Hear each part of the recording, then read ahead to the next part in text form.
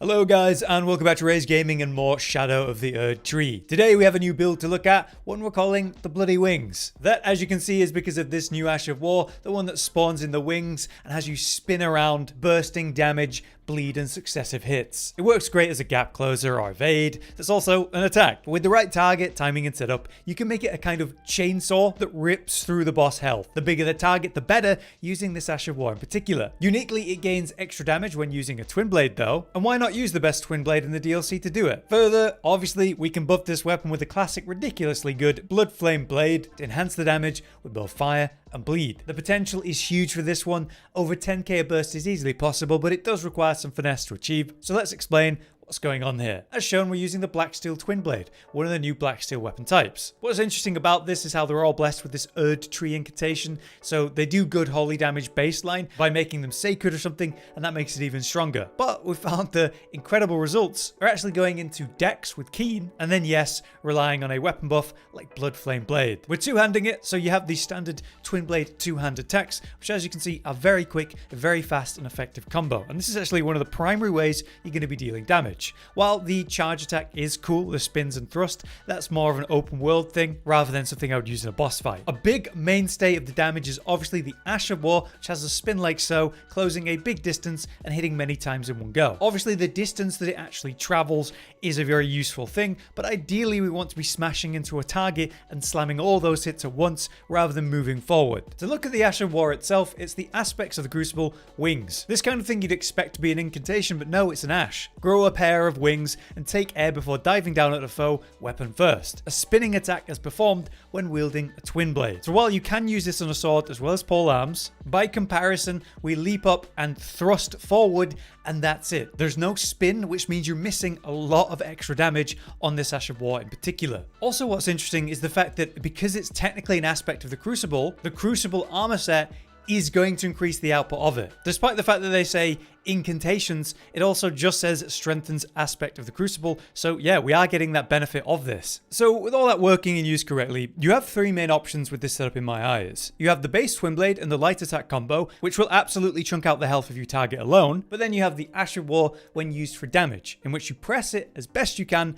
against the target, making sure every hit lands. That is significantly easier with a bigger target, but possible with smaller ones. Or you have the Ash for utility. That could mean using it as an evade that's also an attack, since it does move you a good distance, or a tracking attack for the multiple bosses of the DLC that do move around a lot during the fight. Let's highlight that in particular. There's a massive case to be made for that. Romina is a perfect example. She can be really annoying with how floaty and movie she is. This Ash keeps track, moving you forward directly at her if you remain locked on, allowing you to be quickly where she's landing during her recovery period for a punish. Or maybe you're just maintaining high DPS while she's doing the movement. Normally that'd leave you chasing her, so there's a lot of value to that. Maximizing the raw output of slamming the Ash into a big target is great though. If that's a bigger boss or a bigger unit like a bear or hippo-sized enemy, you can slam into them and let the larger hitbox soak many ticks. Massive bursts of over 10k are easily achievable in that, especially if you start to spam this back to back and let the successive hits build up and do its job. If the target is humanoid and therefore a lot smaller,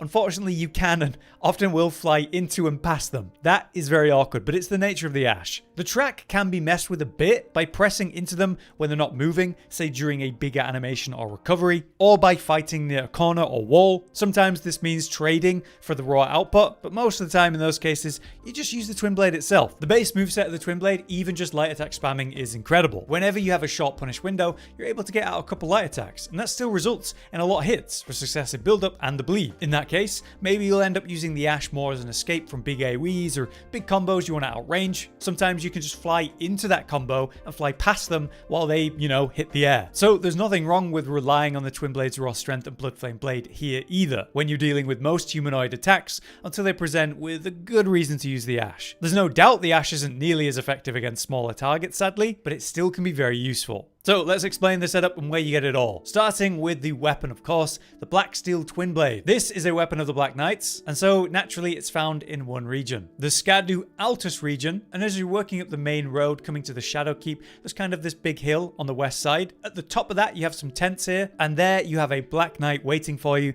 that when you defeat, you get the weapon. So it's certainly not a hard one to get. In Keen, we have B dex scaling and D faith, so that's pretty much where we put our stats. You can see how I actually don't have the 18 strength to use it in one hand, but when I two-hand, of course I'm perfectly fine. So we're able to save on stats there because the strength isn't that valuable. Baseline, it's a mix of physical and holy, but we lean more into the fire and blood style, because any weapon that can be buffed up with bloodflame blade and do attacks very quickly, you kind of want this buff, so it's hard to ignore. Even though technically this has that unique effect where if you were to further holy imbue it, that will be even more effective. So there are multiple ways you can run it and do well. Overall though, it's rated as one of the best twin blades in the game and certainly in the DLC just for its raw stats and output. So it's nice to have a new good twin blade option. Then we have the Ash of War, the aspects of the Crucible Wings, which again uniquely does that extra spin multi-hit when using a twin blade, which is what this is all about. To get the Ash, you're going to need to come here, the Fort of Reprimand. The nearest grace to the boss you need to kill is the Fort of Reprimand, and you can just enter here and come through here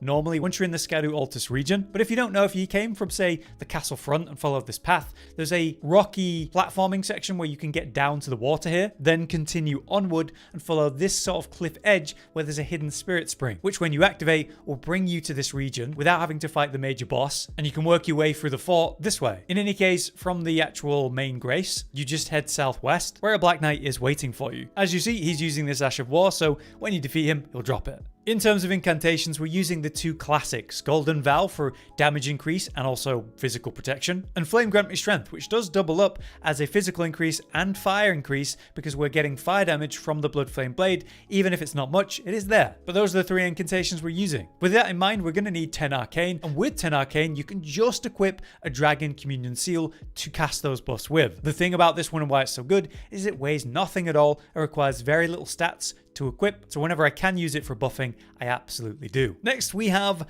the armor set. I'm wearing a full Crucible set because this enhances the power of your aspects of the Crucible. Even though it says incantations, Ashes of War of this type didn't exist when this armor set did, and so it's boosting it all the same. Technically, we could argue for the white mask since we are getting bleed procs. The white mask, by comparison, will slightly raise your attack power when there is bloodlust nearby, and that will certainly happen, but it's the difference of a bigger AR boost after the bleed triggers, but then that runs out after not too long, versus a consistent damage buff that's just kind of always applied. Either one is a very reasonable option, although if you're going against an enemy where the Ash isn't able to hit the target fully, it's not a big enemy, then I would probably go white mask. In any case, this works for the Crucible Tree Helm, the Hammer Helm, even the Axe Helm. Just be aware that there are different weights, and so I go for the middle ground of the Tree Helm. For the talismans, it's a pretty standard fare. We're using the Shard of Alexander to boost the actual attack power of the Ash. We're doing a lot of successive hits, so we want both Millicent's Prosthesis and Rotten Wind Sword Insignia for that, and just be aware that the Prosthesis is giving us an extra 5 dexterity, which is very nice. Finally, since we are triggering blood loss, why not run the Lord of Blood's Exaltation for the AR increase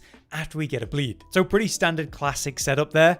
In the Wondrous Physic, it's more of a choice. I would obviously recommend the Thorny Crack Tear for more successive attack power, but then the other one is the choice. Now I have Blood Sucking Crack Tear. When you drink this, it gives you a nice attack power boost, and that's going to last for pretty much the whole fight. The downside is it's going to continually drain health. If that's a problem for you when you're learning a boss fight or whatever, then, don't use it. But obviously this is the max damage option. If you want to play more defensive and safe, then something like the Opaline Hard Tear is a very valid option, especially in the DLC as a whole. But if you are interested in the Blood Sucking Crack Tear, well then here's how you get it. You will need to defeat the Furnace Golem that is blocking the ruins of Unterhere in the Castle Watering Hole area. To reach this area, if you haven't, enter the Shadow Keep and make your way through the heart. But once you reach here on this massive bridge, you come about here where there's a ladder leading down and a little waterfall that's hiding a sewer entrance. In there, there's a room with a painting with illusion wall. Break the illusion wall, pass through there, and there's a coffin you can hop into, and that will bring you here to the Castle Watering Hole. Now we've got a deactivated Furnace Golem we need to kill. For that, you're going to need one hefty furnace pot. So you're going to need the recipe for this if you do not have it. Fortunately, it's very easy to get in the very first region near the 3-path cross,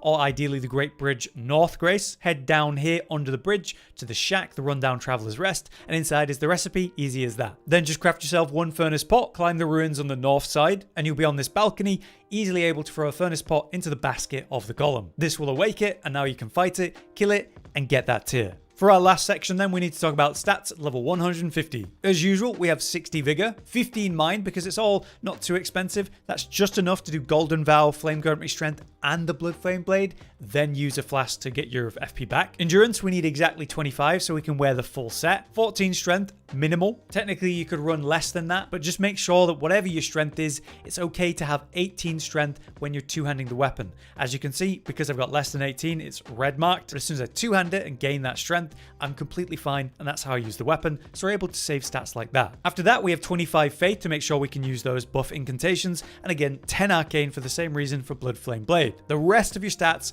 gets dumped into dexterity. I believe mine is 71 plus 5 from one of my talisman, so that's the stat you'll put everything into after you've achieved everything else. But there you have it, that's the Bloody Wings build. Its potential is very high for DPS when you're facing those bigger hitboxes, while at a baseline performing very well just as a twin blade with great output. Honestly, it's been very fun to have a meta style twin blade and work well with it, even though in this case you could argue for other standard dashes for more consistent results, certainly against smaller targets, but to fly through the air, spinning and cleaving out massive chunks of health per use against the bigger enemies, of which there are quite a few as the major boss fights, it is very satisfying. If you've enjoyed the build then, be sure to drop a like, but until next time, I've been Hollow, you've been you, thank you for watching.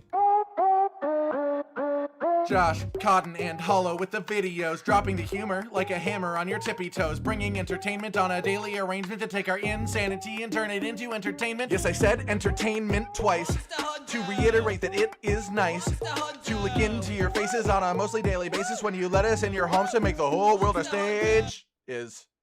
Goodbye.